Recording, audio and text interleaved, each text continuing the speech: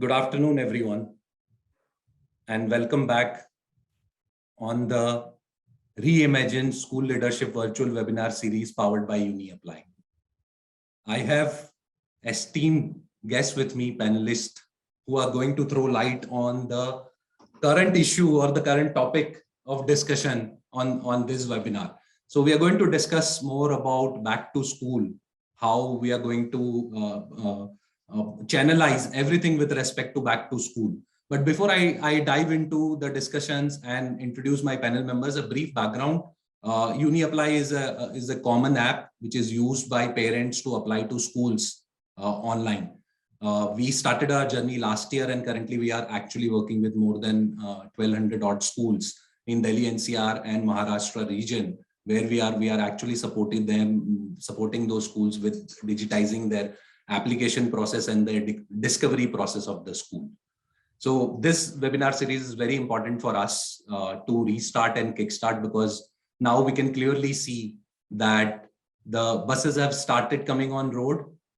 The chatterbox of children's giggling in the school have started uploading on Facebook, on Instagram, and on all other social media websites, and the teachers and the principals have welcomed them to ensure that there is a continuity in now studies from the physical schools, not the online one. So I have very esteemed panelists with me today to discuss on this topic, back to school decoding the admission process for Gurugram. I have with me Ms. Sunita Nagpal, the principal of KR Mangalam World School in Gurugram. Thank you so much, ma'am, for joining on this webinar. I have Ms. Alpana Baveja, Principal Manav Rachna International School, Sector 51, Gurugram. Thank you so much, ma'am, for joining on this webinar. Thank you, Vikram. Look forward to an interactive session today. And we have an esteemed panelist, Ms. Anuradha Handa, the founder principal at the GD Goenka Public School, Sector 48, Gurugram. Thank you so much, ma'am, for joining. Indeed, my pleasure. Very good afternoon. Thank you so much. So I'm going to discuss about back to school, and in the next 45 minutes, we are going to talk about what has happened, what has changed and all, and what are the future protocols which schools are keeping in mind. I'll keep some 7-8 minutes for the Q&A. Our audience will have questions, and we'll pick up some of the questions which the panelists would answer. And with a vote of thanks, I'll close the session at 4 o'clock or so. So clearly getting completely into the discussion now with respect to back to school. Now the schools are fully operational for physical classes largely, but still the presence of students in the school is limited. I won't say that it's 100%, and I think school is kind of delivering both the hybrid mode as well as the physical mode. So clearly, let's just get into the discussion with Sunita ma'am. Ma'am, what has been your experience in the last 3-4 days with respect to once schools have opened up at your school? What you have seen in terms of participation and how we are managing the back to school work from students and parents? Yeah, thank you, and a very good afternoon to everyone. Vikram, your question is very, very pertinent, because you know, we were all, for these last 23 months, we all have been waiting so anxiously for schools to reopen in full swing. And it so happened that although we have opened, the government directives tell us that we need to still be in a hybrid mode where we are offering, along with offline classes, we continue to offer online classes. So I wonder what inertia everyone, whether to say parents or children, what inertia is stopping them from actually now taking this leap. You will be surprised, over the last, like you said, week that we've had children coming, the most excited ones have been the littlest, the youngest group, the pre-primary group. And you see those happy faces. Vikram, I'm so sorry to say, the graphic that you had just while you were starting out showed this set of parents walking in with this child, and none of them had a smile on their face. You know, on the contrary, what we saw in this last week, extremely happy children arriving. The littlest ones were the happiest arriving here. The older ones who think they are all there and they are well into their adolescence, have a mind of their own, choose still to stay in their quilts. So they haven't reported to school in larger numbers, but the younger ones are here, very excited. You walk into their classroom and they are like, oh, ma'am, I'm seeing you for the first time. You know, they're actually seeing a school building for the first time. Many of them. 2 years is a very, very long time. Unfortunately, it's almost a generation that missed out on the first day of school the way it should have been. But having said that, we can put all this behind us at the earliest and have them all back, bouncing back in school. No school is made of brick and mortar. A school is made of students, teachers, and all the activities that happens therein. And that is what is important to a childhood. And we don't want our children to be robbed of this any longer. Completely agree to your point, ma'am. Just to focus more on a bit with respect to what percentage of students, if I have to say, in junior classes are coming to school now? So if we look at only junior classes, I would say up to grade 3, 4, 4 and 5 also, I have about 30% in my school reporting to school, 30 to 35%. And I'm talking about an average, but if I really split that average, it's nursery, KG and grade 1 who are at 48%. And then it starts diminishing as they grow in years.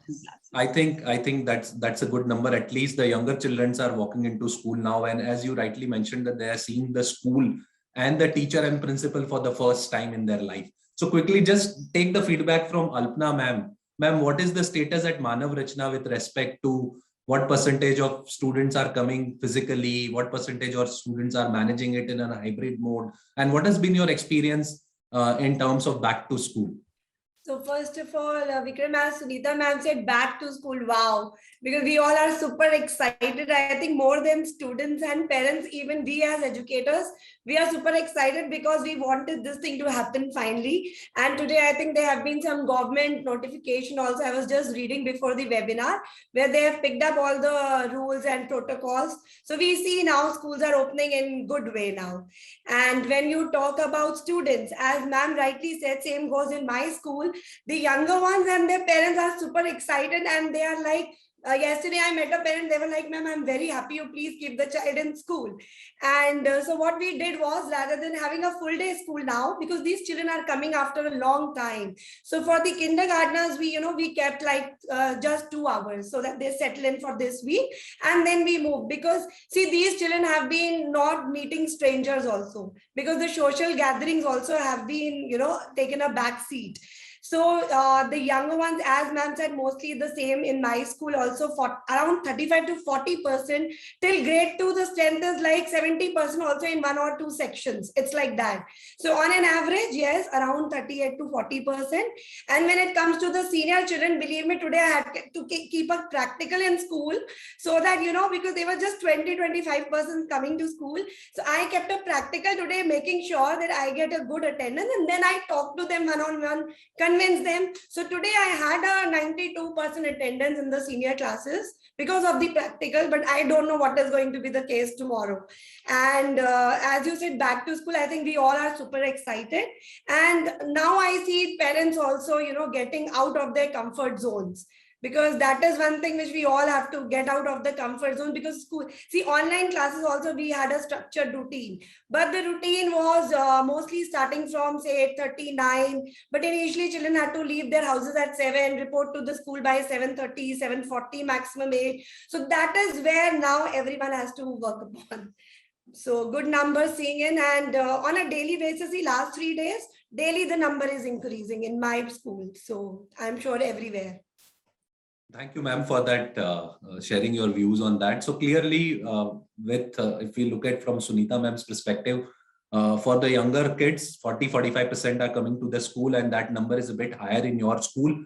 But clearly, you tricked the senior secondary schools students to come to school for practical. So I think that's a very good thing which school can do and bring those students back into their normal routine, which is a big requirement, I feel, from an overall point of view. Ma'am, Anuradha ma'am, I quickly go to you and ask you, ma'am, what has been your experience in terms of participation by students physically as well as in the hybrid mode online?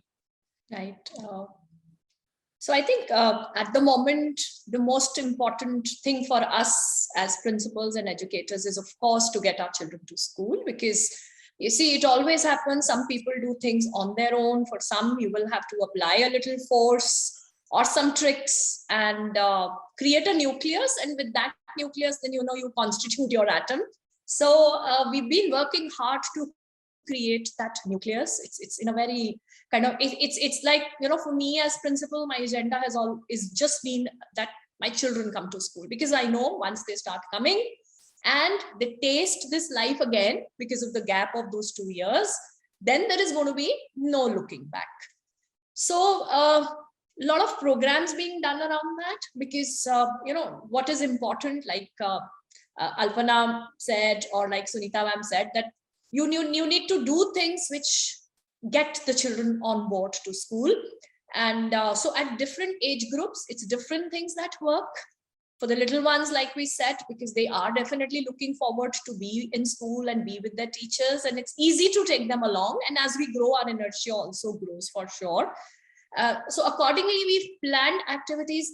I have taken my student council along a lot for the senior children, because we said that it's the leadership which has to first take that ownership and responsibility, and then, take it further. So they were the ones with whom we formed that nucleus. And a lot of talking happening with the parents, because, through those Google Meets, making sure that, what are we doing and how it is important that at this point of time, children come to school.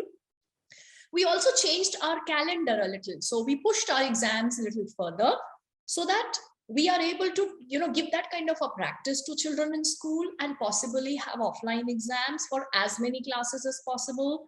Also planned certain events, like today we had our presentations of student-led clubs. So, so it was a program in the auditorium, and children, everybody wants to be on stage. They wanted to perform, and we had some guests coming, to be viewing the program as well. So every day, different things working. So for us here, we've been able to get an average attendance in school to be between 50 and 60% for the entire school.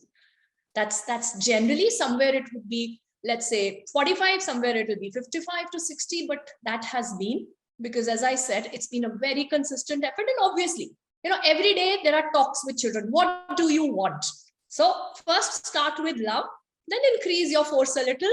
And then when they are on the threshold of movement, push them hard and they'll come. So that's how we've been working. So clearly, ma'am, thank you so much for sharing your views and what's happening in your school. We have 3 different schools. All 3 are chain schools in larger part of Delhi NCR, if I have to say, and in other parts of India as well. And we have perspective clearly established now that more or less 50% of the students are clearly coming to school, and back to school has started. And I'm very sure with the efforts which principals and teachers are making on the ground, slowly and steadily in next 15 to 20 days, we'll see that 100% or maybe 90-95% of the students will walking into the physical classroom. So clearly, I think we are going in right direction. Thankfully, it's now endemic rather than pandemic. And certainly we keep praying to God that this ends here and a physical classroom starts for all the children across India and across world. So ma'am, the clear thing which I feel which needs to be discussed and which needs to be, I would say that looked at very deeply. Now children are coming after a 2-year gap largely into the classroom. So Sunita ma'am, what do you see as a challenge for students? First, if you can divide this in couple of parts, ma'am. Younger kids who have not seen school largely, They'll be walking in for the first time in the school. Some of them probably would not even have gone to play schools. So they are directly coming to the schools without having background on anything. And in the last 2 years, largely as rightly said by Alpna ma'am as well as Anuradha ma'am, that we had closures, and these children would not have been exposed to any strangers largely. They've been staying with parents and sibling if they have a sibling. And to some extent, I would say that if they are staying in a society or in an independent house, they are not talking to strangers. So how do you see that change in the younger piece of students? And then I'll come to the latter ones who are in the secondary and senior secondary student. So ma'am, what are the challenges you foresee as an educator? So Vikram, actually, if we look at it, you'll have to categorize these challenges. The challenges can be socio-emotional. Challenges can be learning gaps in terms of, we feel that we have been teaching all these 2 years. Children have been learning all these 2 years. Children have been assessed at the end of each of these 2 years and are going to be also in the next month. And results have come out. Children have got promoted. They've moved on. But the most alarming thing is that there will be learning gaps. So now coming back to the challenges you're talking of, when the child comes back to school full force, as schools, we need to be very, very clear in our minds that, and very, very prepared that we need to bridge all those gaps, whether the gaps are in learning or the gaps are in their emotional needs. Now, there's been a lot of talk about, so this is a very, very wide subject. Let me focus on one part of it, and then my co-panelists can actually take on the others. So if I talk about the socio-emotional needs here, like you said, children haven't stepped out of their homes. They haven't seen people. So everywhere, all the people become strangers to them. Children haven't interacted much with their peers. Now, what is a school? A school is a place where a child learns to accept others as part of their group. That's why they're called peers. So they are others, but they become part of you. You know that this class time slot is shared by 20 others. This class time, this teacher is shared by 20 others. At home, the child is used to the mother catering to only the child. But in school, the child learns to share the teacher with 20 other children in the classroom. All that is part of the socio-emotional growth of the child, where the child very tacitly, very implicitly learns these traits, to imbibe these traits. And somehow, over the last 23 months, they've been deprived of all this. So we will have probably children walking in, whether they are coming into nursery KG or they are coming into grade 7, 9, regardless, they will be coming in with a gap. Now, the gap is not just of social interaction, but the gap is also of isolation. They have been isolated for very long.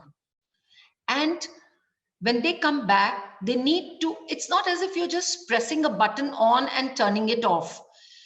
They need to fill up all those 2 years of learning that would have happened, the layers that would have talked one another and easily made them into easily adjustable social beings.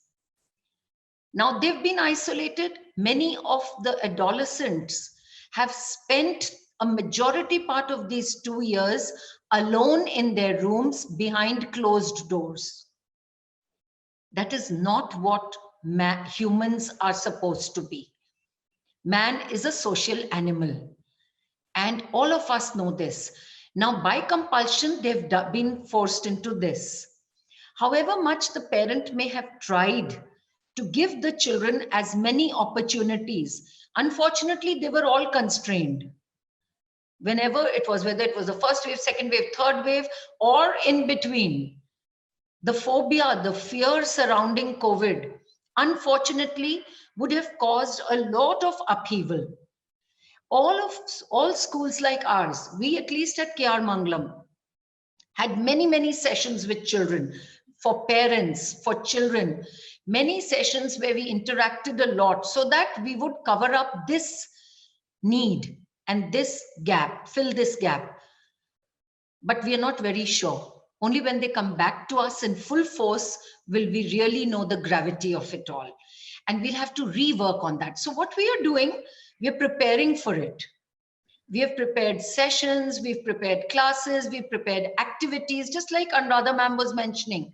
You know, lots of things we've prepared for the children so that when they come back, you know, very easily they should pick up where they left. And children are like sponges. So for them, fortunately, they're not adults with fixed mindsets. So we should be able to succeed in our mission and we should be able to get them back, but we can't wait any longer. We just can't. The powers that be must make sure that children are back in school. All 100%. I completely agree with you. I think you have brought a couple of very interesting and actual reasons which are kind of challenges to some extent, which needs to be mitigated not only by school, but by parents as well, because mutually it will benefit the students. So quickly, I'll go to Alpana ma'am and ask her, ma'am, what do you think socio-emotional challenges one? Clearly, the learning gap is other.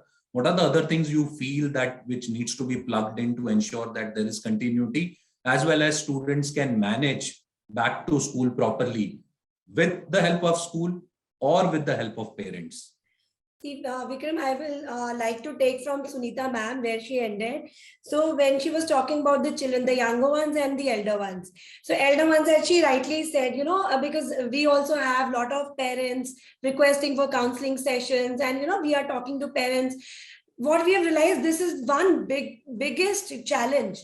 Because, you know, these children, what they are doing, the teenagers, especially right from grade 8th and above. See, in our school days, I don't remember having seen these problems with us, these changes when we were 11, 12. I think that time also, I mean, we were not the way these children are. They are quite smarter than compared to us.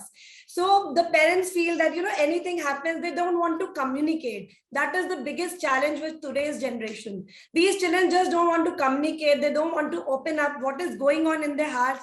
A lot of parents tell me children just shut the doors, you know, they are inside, they don't want to talk about things. So which is so sad because they have made their own virtual world, right? And now the biggest challenge is coming out of this virtual world and coming to the reality. Because see, no one, we all have realized, we all have seen last 2 years plus, you know, we were fast tracked into this online system of education, but we realized that a lot of companies were claiming that teachers will be replaced. But I think today we, education community, we are very happy and confident that teachers cannot be replaced, right? The schools cannot be replaced. Technology, yes, technology can aid a teacher, supplement a teacher, but it cannot replace a teacher. So similar goes with these children, you know, they were not communicating with their peer. There was no peer learning. There was no interaction. They didn't know how to absorb things, how to take, you know, they, as you said, that they were, you know, the only ones in the house, especially the children who are single in the house. So these problems, you know, they will come up in big ways. Second problem I see is that these children see in the house now, frankly speaking, they are not used to sitting 4 or 5 hours together. See, we have a proper slot, all the schools, most of the progressive schools, but after every 40 to 50 minute session, you know, we are giving a 10 minutes or 5 minutes or 15 minutes break. We say, you know, off screen time, off from screen time. But in schools, there is no such field. One bell rings and the other teacher is right there. So, you know, they don't have time to go take a snack or take a break. You understand what I'm saying? So this will be a very big challenge across the grades, making the child settle. So settling in a class, I think I see it as the biggest challenge. Third thing, you know, initially when toddlers used to come to school or nursery students for the first time, so you know, that anxiety of getting away from their parents was there. And in fact, in those days also, not all children, say 30% of the children used to face this, because there were social interactions, there were parties, they used to meet strangers, but today that is not the case. And the parents are working from home 24/7. Right? So they are seeing their parents 24/7 in the house, and anything they want, it is just provided, because we all are busy and we feel that, okay, this is how we are giving relief to the child, and we are working on our own thing also. So again, that I saw yesterday, a grade 1 child, first time I've seen a grade 1 child, anxiety and crying, getting away from the parent. You understand? So settling in the school and understanding the routine will be one big problem with these children. And I think, as ma'am said, both of them, that schools are gearing up. We are preparing.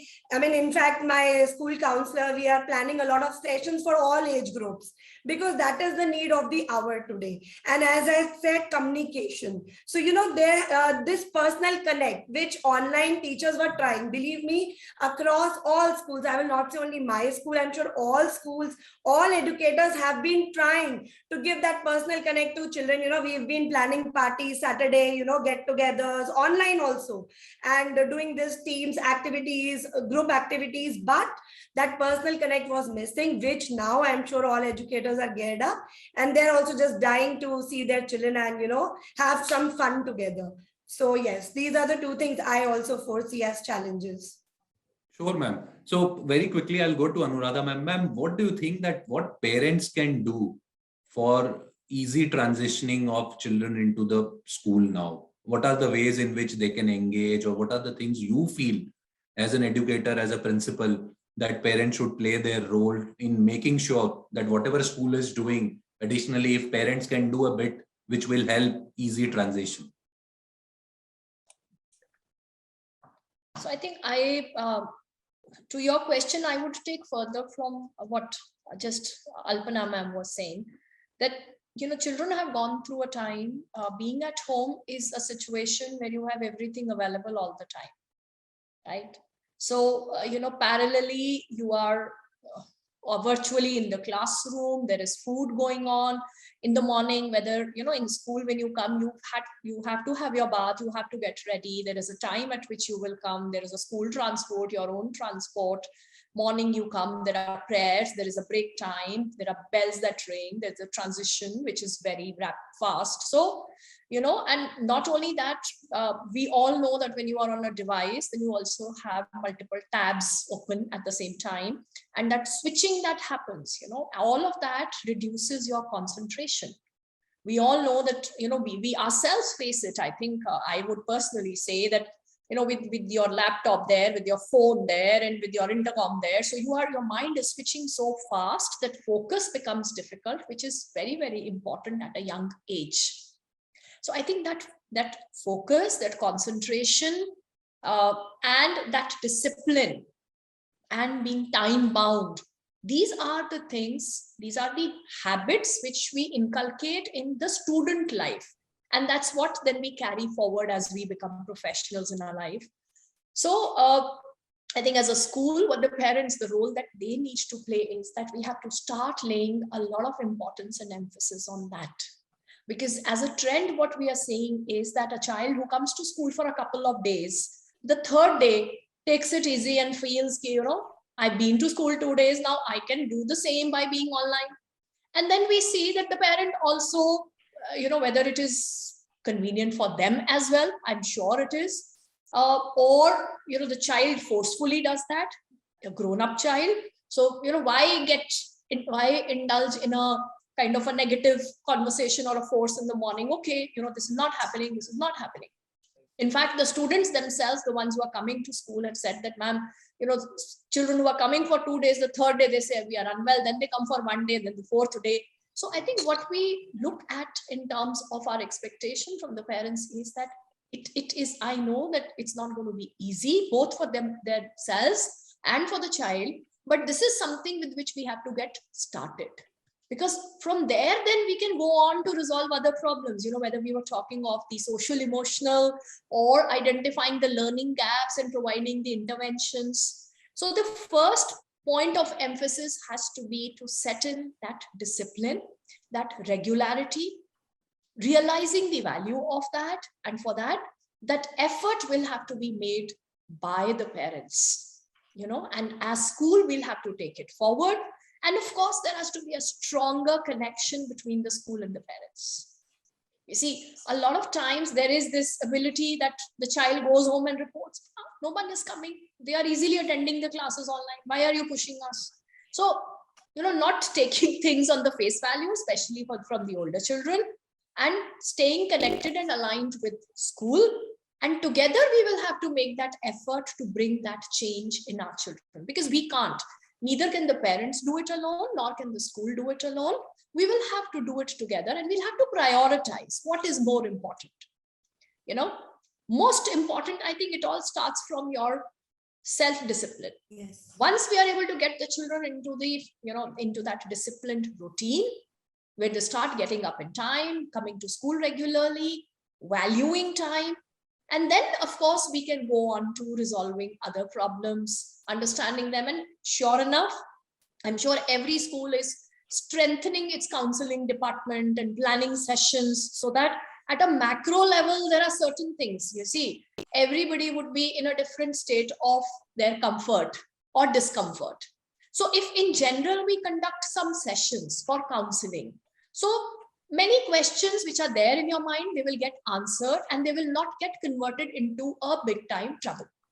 So we have to first eliminate that as a school by having those kind of guidance and counseling sessions for our children, which we are doing, we've started to do.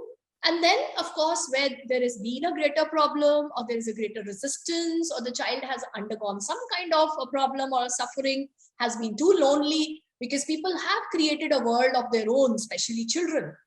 I recently met a class 12 child with the parents where, he was just refusing to come to school. And ultimately, an hour session and a strong stand on part of the parents has made a difference. So I think that is the role that the parents will have to play in the coming days. And with that, I'm sure it's just a matter of time, but transitions are always difficult. And we have to make maximum investment on smoothening the transitions, because thereafter, so whenever you have a change of state, I'm a physics person, so whenever you have a thing, even you have to set something into motion, that's when you need to apply the maximum force. Once you've done that, once you've put a satellite into its orbit, it's going to move without any force. So it's that initial force that we have to together apply in the same direction. Parent force cannot be in a direction opposite to the force that the school is trying to apply for the good of the children.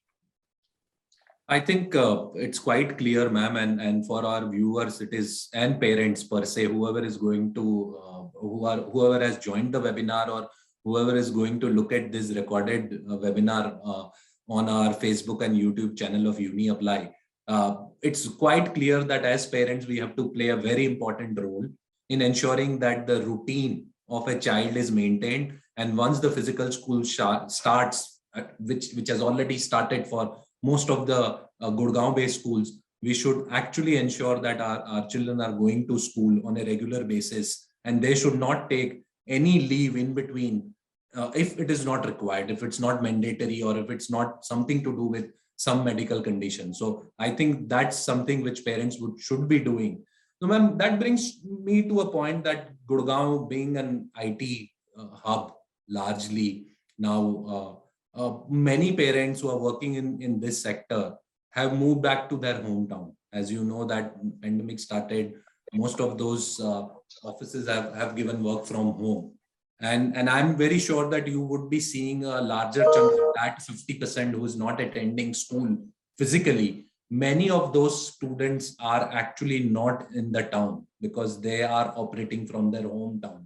So what is your suggestion to those parents, that they should come back now, or they should wait and they can come back in the new session in April? Because when I talk to my generation parents, ma'am, largely, I hear that noise that it's just February, couple of months, we will complete the session now online, and then we'll push the kids to go to physical schools. What do you think? This 2 months will make a difference in the life? Because I feel that whatever we are discussing here in terms of back to school, there is this settling time. And if we have to push that settling time in the month of April, May, when the new sessions start, it will take again longer time to get that children settled. So should they move back and start attending school? What is your, I would say, suggestion, ma'am? Sunita ma'am, Alpna ma'am, anyone can take this question, ma'am.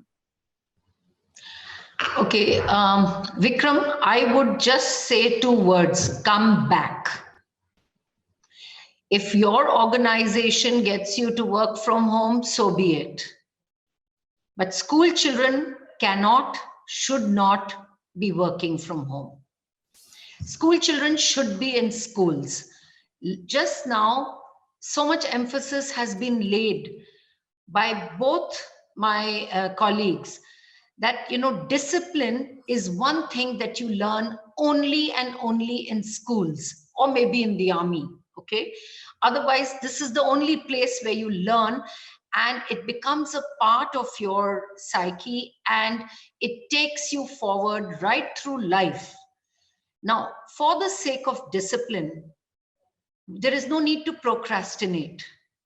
There is no need to say that session begins in April, so I come back in April. Come back. Come back right now. The sooner, the better. Get into action. Why leave it to tomorrow? Do it today. So get back, get the whole system going, get the wheel spinning, and then we'll see what other challenges we have to cross over and fight out. So I would say that everybody needs to come back. You know, it's like you said, so many children have been studying from their hometowns.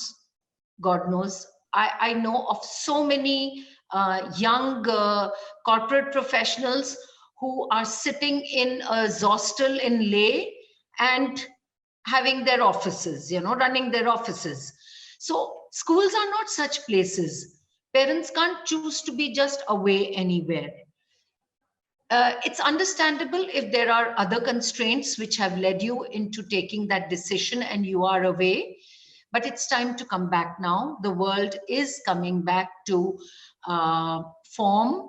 And just like we said, the pandemic is already almost into its endemic stage here in India. Hopefully, there will be vaccinations out for the children very, very soon. As soon as vaccinations began for 15 to 18-year-olds, 100% of my students got vaccinated. In school, we organized vaccination drives for them, and we had 100% attendance. So they're all now double vaccinated. So 15 and above are already done. I'm sure the government has planned, and for the little ones also, and that will also happen in the near future. I don't see why we should be at all laid back about this. Let's move, just move. Thank you, ma'am. Those 2 words were very important, come back.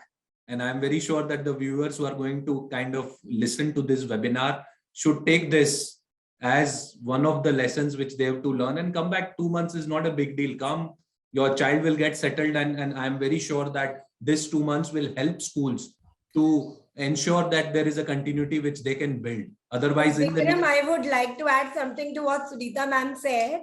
I would just request all the parents to, you know, close their eyes and remember their school days, just reminisce, you know, how each day was important for us. Going to the grounds, you know, music. See, we all are doing music, dance, everything, yoga, we are doing all online. But you know, that connect with the teacher, because if you are doing music, not all children can open their, you know, unmute themselves and sing. The voice will reverberate, right? So teacher will not know how to teach the right chords, or how to check which child is right or who is not performing. So all I want to say is, like, every drop of water counts.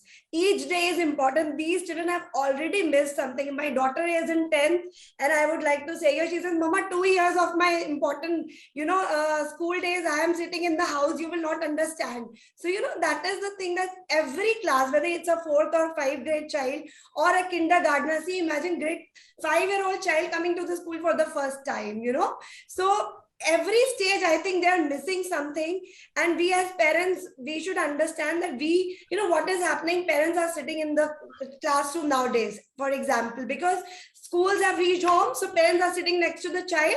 Now, if a teacher is asking a question, the child is looking left and right. Why? Because the child is looking at the right answer. Because the child is scared of being judged. Why? Because the parents are sitting next to the child. So what is hampering is decision making qualities, that skill. We parents or we educators, we don't want it, but somewhere we are doing it knowingly, unknowingly, we are just doing it. So all I am saying is, please, the other day, I think 6 months back, we had this thing in the school, happy times, and I told the parents, please understand, if your me time is missed because your children are all the time in the house, so your me time is not there. Similarly, please understand that children's me time is also not there, because all the time you are sitting on their head and guiding them, do this, say this, write this. So it is high time, as ma'am said, don't delay, just send them tomorrow. And we are all waiting with open arms, waiting for these children, because any school is a mere building without children. I mean, that soul is missing, and we desperately want all of them to come back. So, ma'am, I think I would just like to add one more point here, that why it is very important for them to join at this stage is that at this point of time, we are creating those special provisions to facilitate and smoothen transition.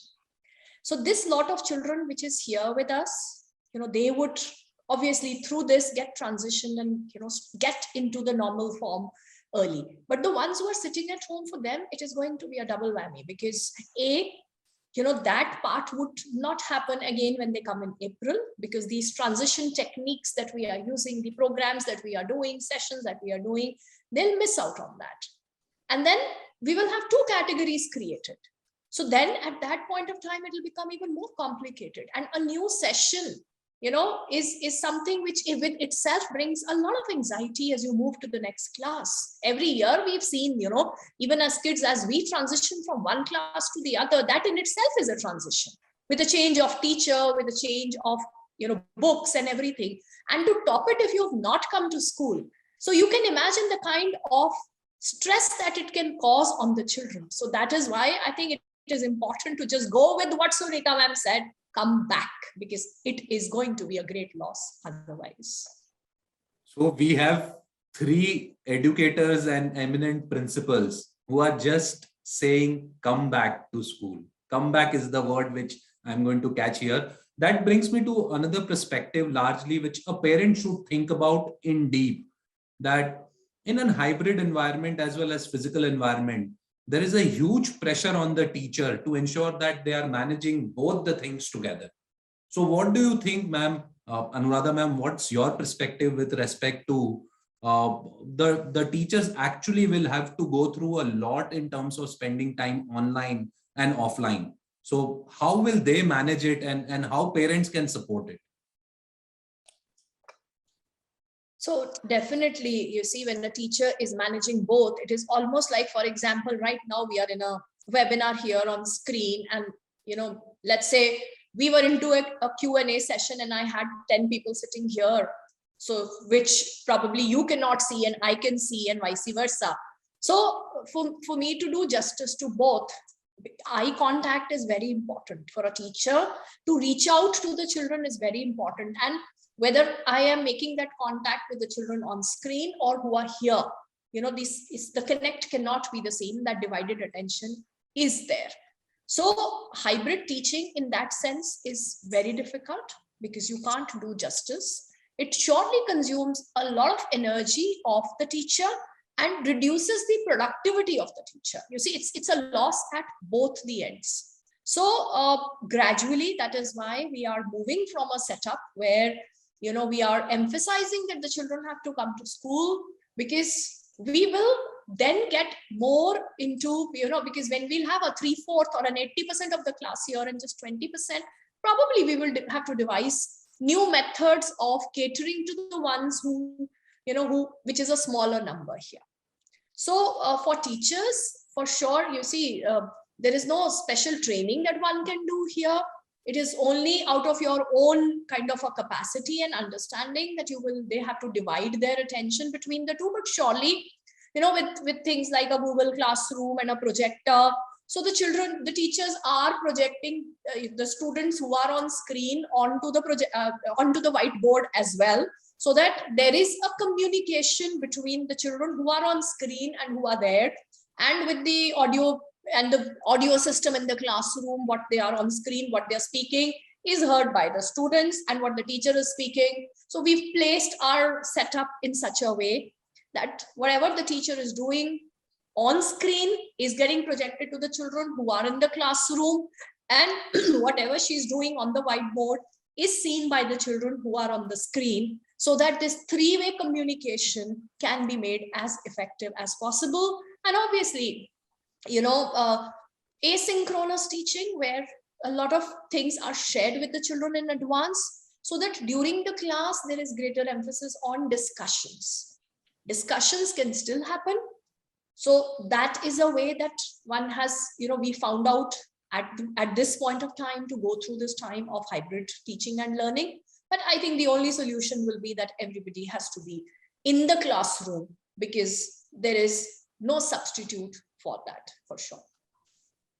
Well, I feel completely, ma'am, that very few, probably I would say, people realize the fact that, and if I have to call this as an endemic, if I can say with confidence, which clearly I'm not very confident that this is endemic, but still now things have opened up and everything is going in right direction, touch wood. Teachers actually had to play a pivotal role both at the time of pandemic, now at the time of endemic as well.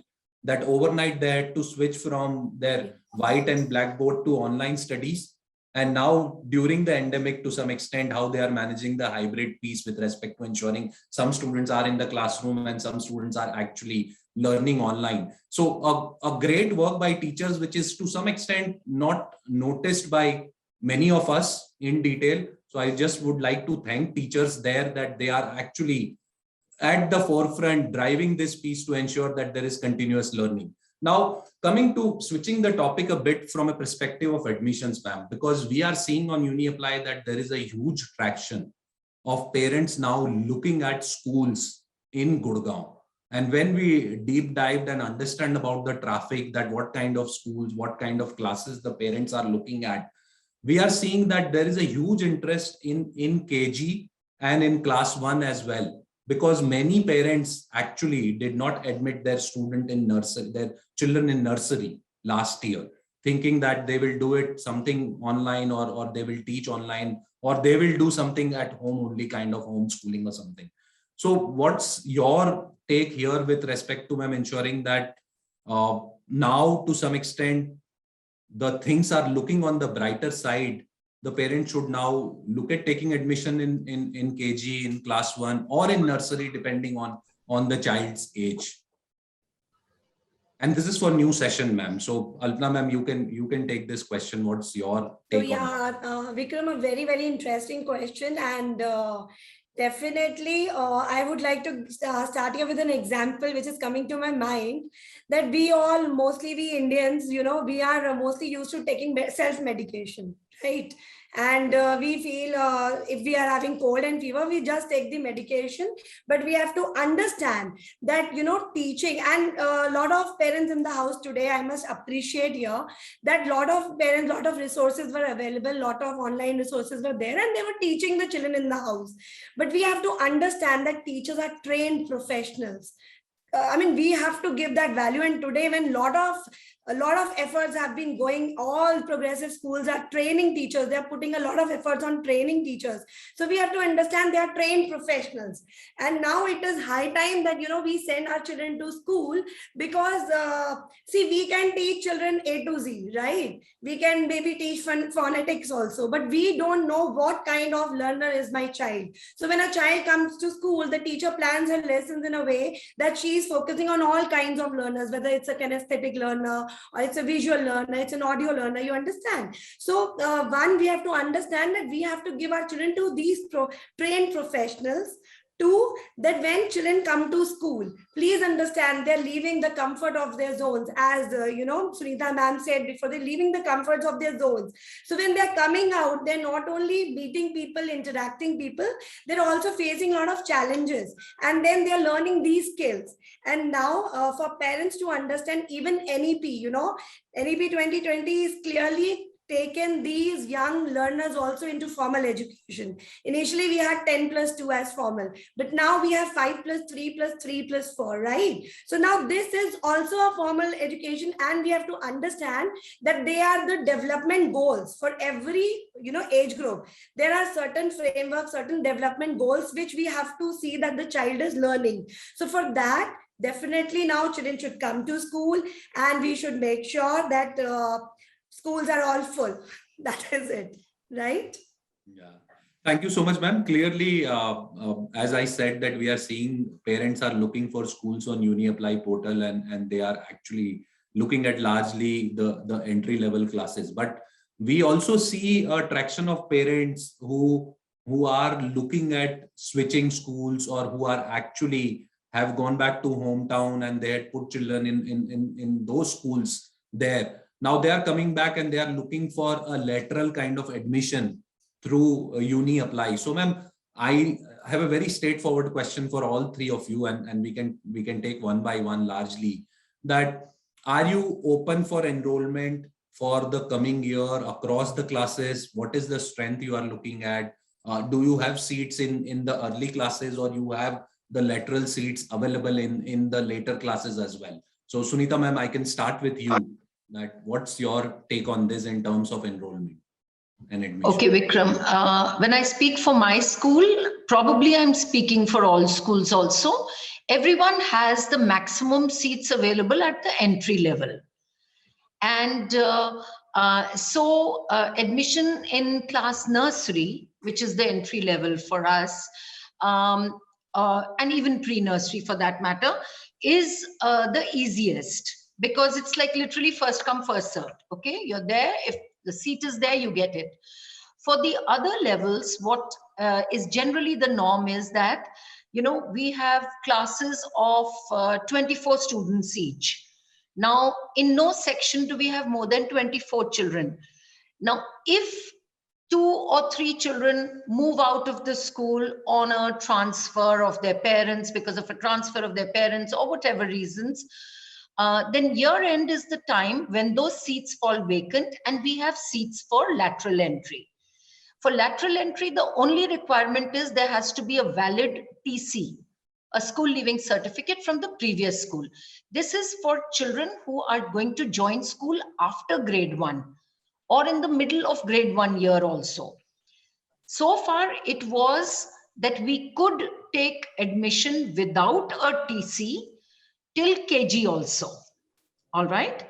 But going forward, with the NEP coming into force and implementation next year, when all these years also the foundational years will also be part of the formal schooling, then I do not know, then rules and policies may change then. But as of this year, because of the pandemic, and so many people, like you said, their children have studied in other schools in other cities and are looking at lateral entry. At the moment, yes, we have seats, and on basis vacancy, we can give admissions. But I cannot guarantee it. It depends which class and level the child is applying for. If I have a vacancy, they are more than welcome. Sure, so that I think broadly that should answer your question.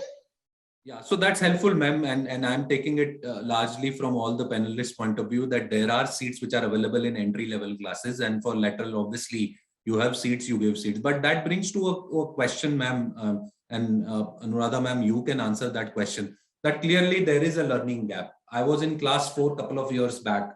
Now I have moved to class 6, and now I am trying to switch school.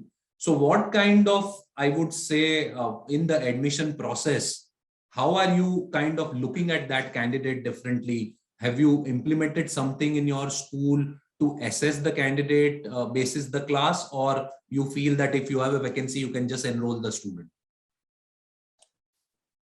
So as per the RTE and the applicable rules, up to class 8, you are not to assess the child as far as the admission is concerned. Of course, for grade 9, there is an entrance, and that's been our policy. So what we do is we look at the previous 3 years report card of the child.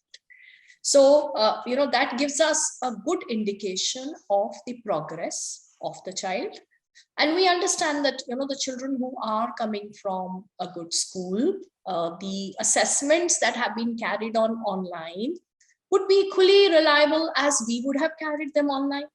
So therefore, going with that, and like, you said that this kind of a learning gap, of course, it would vary from school to school. I wouldn't say it's the same everywhere, but by and large, we see those learning gaps to be there, at all levels and for all children in some way or the other.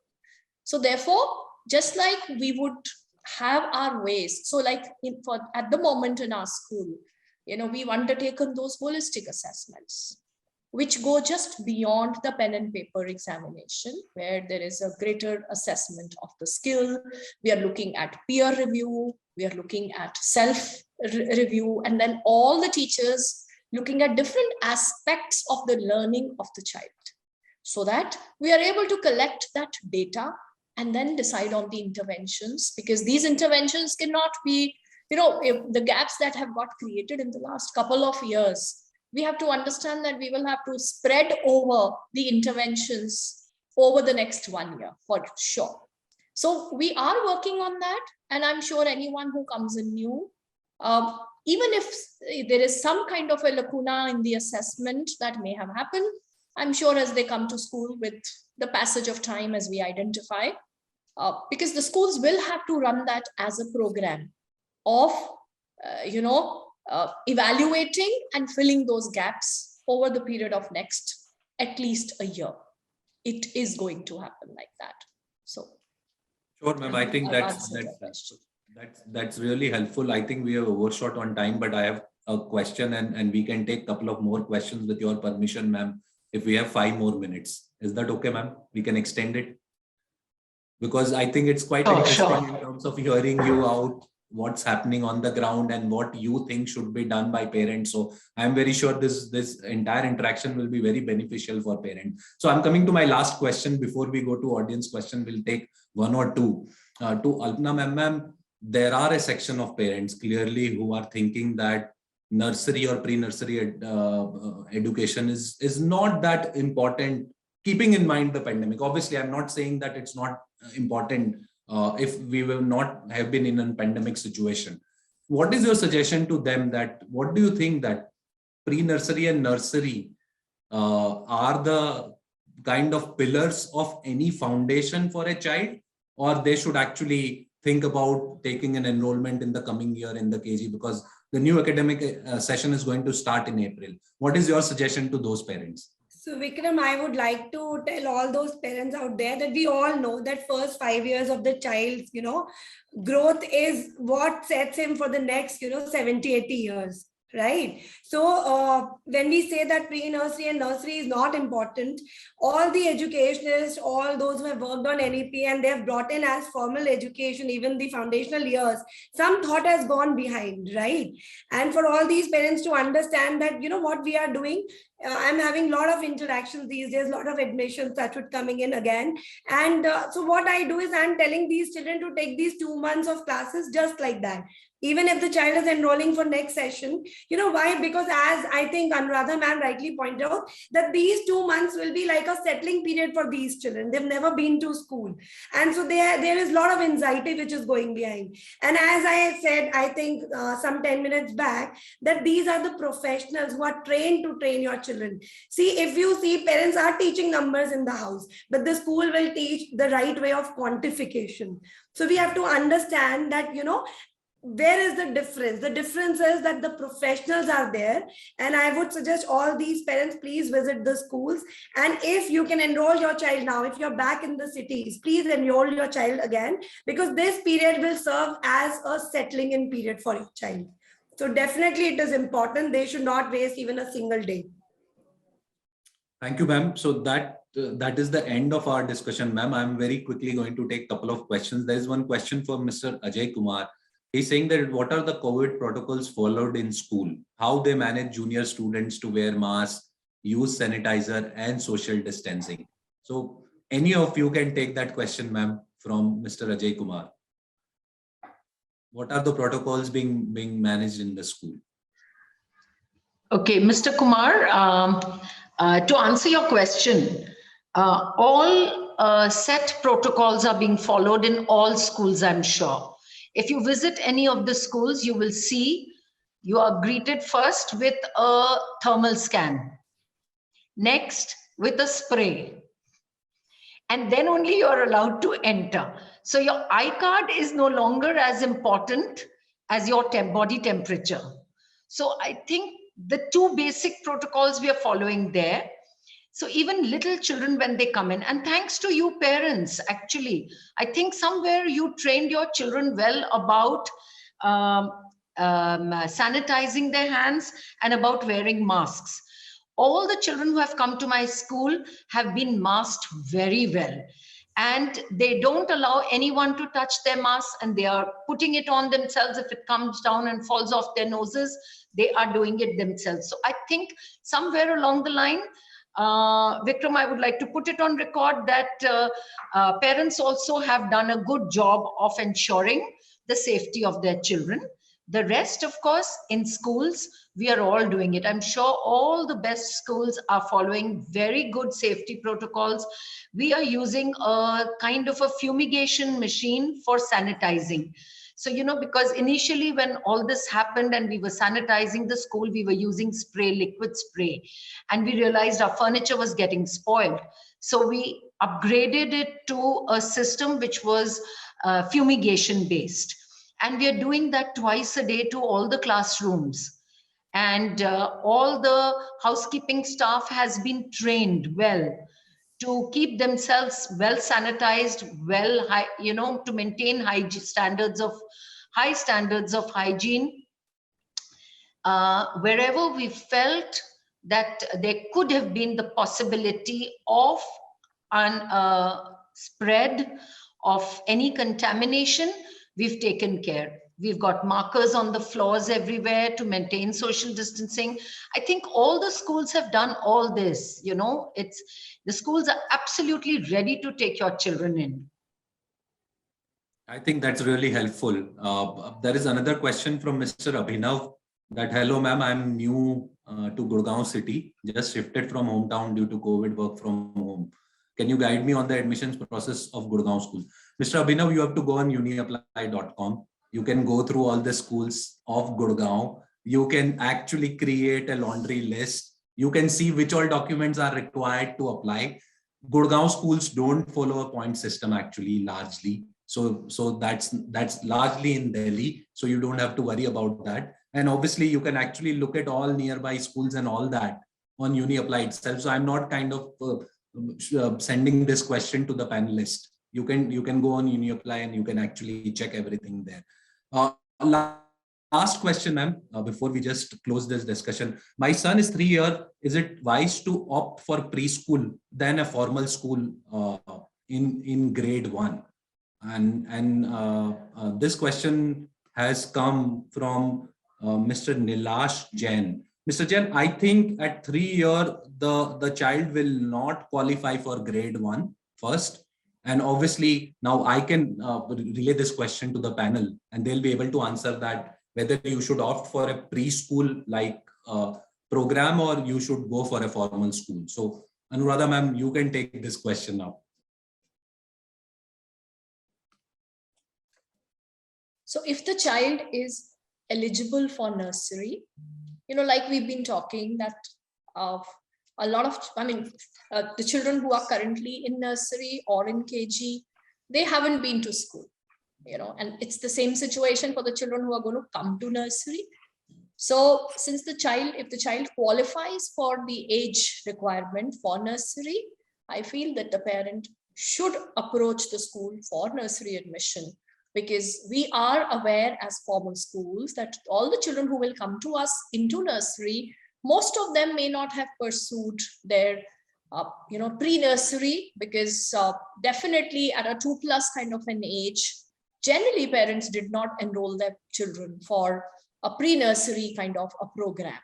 So as formal schools, we are aware of that, and therefore we are going to create that kind of a provision wherein we will provide that kind of a support, and when I say that on behalf of all good schools, that the necessary requirement or whatever are the apprehensions of the parents or the extra support that the children would require on account of not going to a play school or a preschool will surely be taken care of. So my advice would be that you should go in for a nursery, so that the child is with his or her own age group. Because if you skip a year that way, I mean, if you would rather keep the child behind by a year, so that difference is going to always be there in the years to come. Sure, ma'am. Thank you so much for that answer. And this brings to the end of this webinar. I am really thankful to Sunita ma'am, Alpana ma'am, and Anuradha ma'am for joining on this discussion and sharing their views on back to school largely. One big takeaway for me, and I think for all the viewers, is that only 2 words which are mentioned by all the 3 panelists: come back. Now schools have opened up. Send your child to the school. Don't go for that hybrid mode. Send them into the classroom. Let teachers and principals and educators take a front seat now in their life and teach them what is required to be taught in physical mode rather than in an online mode. So thank you so much, ma'am, for your participation, and thank you so much for sharing all your views on back to school. Appreciate your time. Pleasure. Thank you. It was a pleasure. Thank you. Thank you.